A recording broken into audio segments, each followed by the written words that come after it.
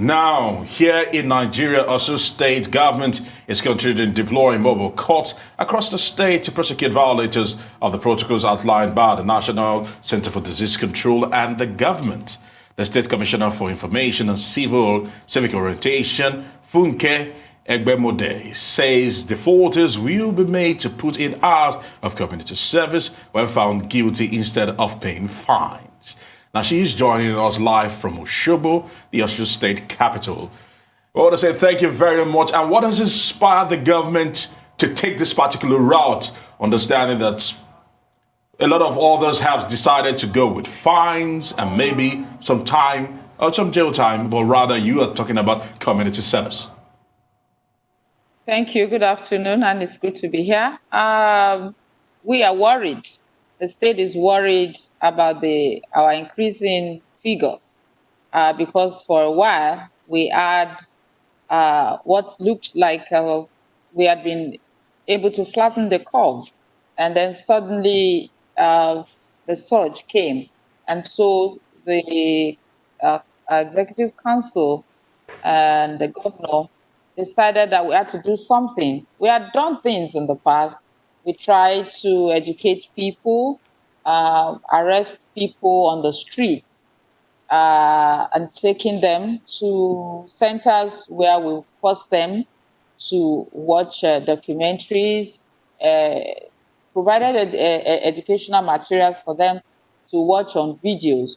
But we needed to step up our game because looks like COVID-19 is stepping up its game in the state of Osun, and so we're doing the same.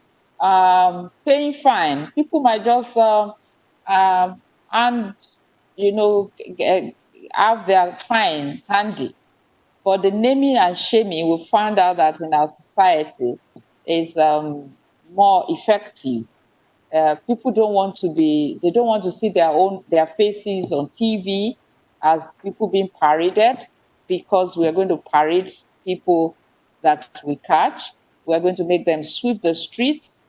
They find this something they can just say, okay, is it not just to pay 2,000 or 5,000? I'll get away with it. I have personally been part of enforcement in the early days of this pandemic, and I saw that people came up with all kinds of excuses why they were out when they shouldn't have been. And so we just felt that we had to do something different, something that will embarrass people, that will lower them in the esteem of people. So you find a man with 5 children seeing himself on the 7 o'clock news, on the 8 o'clock news, sweeping, because we are not going to just allow them to sit on the street or sweep the street and just go home. We're going to film it. So it will be on social media. It's going to be on TV. If we catch you without your face mask, you will have to live with the consequences. Because one of the biggest effects of that is the internet doesn't forget. Mrs. Egbemode, thank you very much for giving us that breakdown on exactly what residents in Osun State can expect when this does kick in. Now, tell us more about the notion of mobile courts that are being deployed for this. And is this only going to apply to COVID-19 defaulters, or are you also going to be using this technique for people that do engage in other faulty behaviors as well? This is just about COVID-19 for now. If we need to deploy mobile court for other offenses or for other situations, we will. But for now, this is just about COVID-19. We will get the governor already briefed the enforcement team yesterday that they should go ahead and start work immediately across all the local governments, so that people will know that they cannot hide behind all kinds of excuses to spread the virus, because it's not just about the state capital.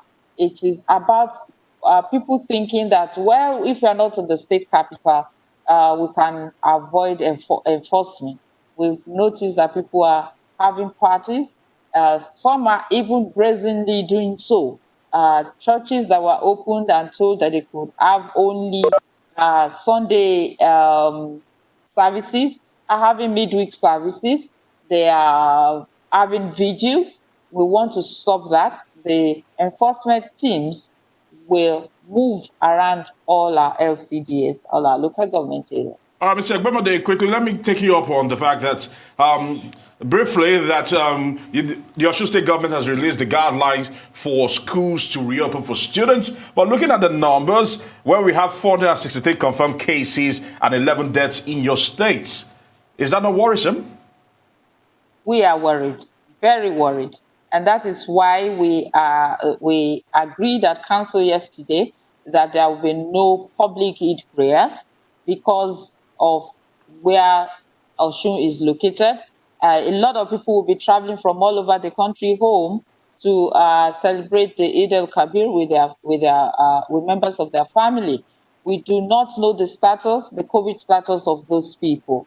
And because we are worried about this spike, this community transmission stage that we are in, we are doing everything to ensure that we stem this ugly trend.